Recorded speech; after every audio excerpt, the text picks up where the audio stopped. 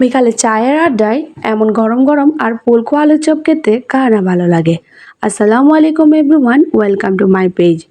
আজকে আমি আপনাদের সাথে শেয়ার করব একদম সহজভাবে আলুর চপের রেসিপি। যদিও না আলুর চপ কিন্তু কম বেশি সবাই তৈরি করতে পারেন, তবে আমি আমার রেসিপিটি শেয়ার করলাম। আশা করছি আপনাদের কাছে ভালো লাগবে। চলুন তাহলে আর কথা না বেরিয়ে ঝটপট আলুর চপের রেসিপিটি দেখে নেওয়া যাক। আলুর চপগুলো তৈরি করার জন্য প্রথমে আমি নিয়ে নিয়েছি সিদ্ধ করে রাখা 4টা আলু। এবার আলুগুলোকে খুব ভালোভাবে ম্যাশ করে নিচ্ছি। খেয়াল রাখতে হবে আলুতে যেন কোনো বড় টুকরা না থাকে। আলুগুলো ম্যাশ করা হয়ে গেলে এখন এখানে নিয়ে নিচ্ছি 2 টেবিল চামচের মতো পেঁয়াজ কুচি, নিয়ে নিচ্ছি 2টা কাঁচামরিচ কুচি, শুকনো মরিচ নিয়ে নিচ্ছি 4টা, 1 টেবিল চামচ নিয়ে নিচ্ছি পেঁয়াজ বেরেস্তা, 1 টেবিল চামচ নিয়ে নিচ্ছি ধনিয়া পাতা কুচি।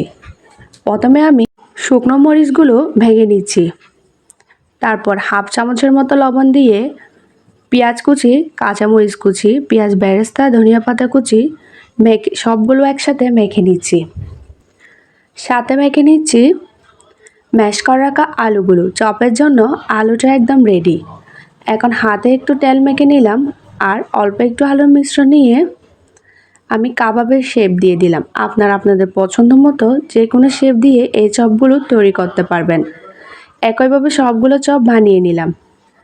এখন বেসনের ব্যাটারটা তৈরি করে নিব। আমি এখানে নিয়ে নিচ্ছি 2 কাপ বেসন। অবশ্যই বেসনগুলো একটু ছেঁকে দিবেন।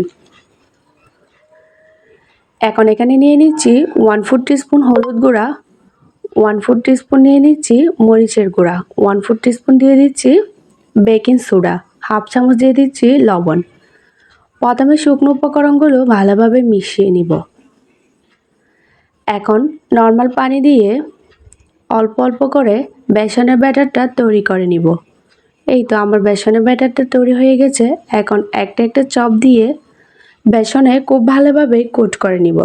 চুলায় আমি আগে থেকে প্যান বসিয়ে তেল গরম করে রেখেছিলাম। এখন একে একে করে চপগুলো তেলে ছেড়ে দিব। চুলার আঁচ মিডিয়াম হাইতে রেখে চপগুলো গোল্ডেন ব্রাউন করে ভেজে নিব। সুন্দর একটা কালার আসলে তেল ঝরিয়ে উঠিয়ে নিব। এই চপগুলো ভাজতে আমার প্রায় 6 থেকে 7 মিনিটের মতো সময় লেগেছে।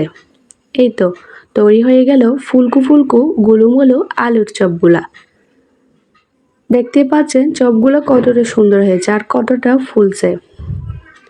তো কেমন লাগলো আজকের রেসিপি অবশ্যই কমেন্টে জানাবেন। রেসিপি ভালো লাগলে ফেস ফলো দিয়ে রাখবেন। আল্লাহ হাফেজ।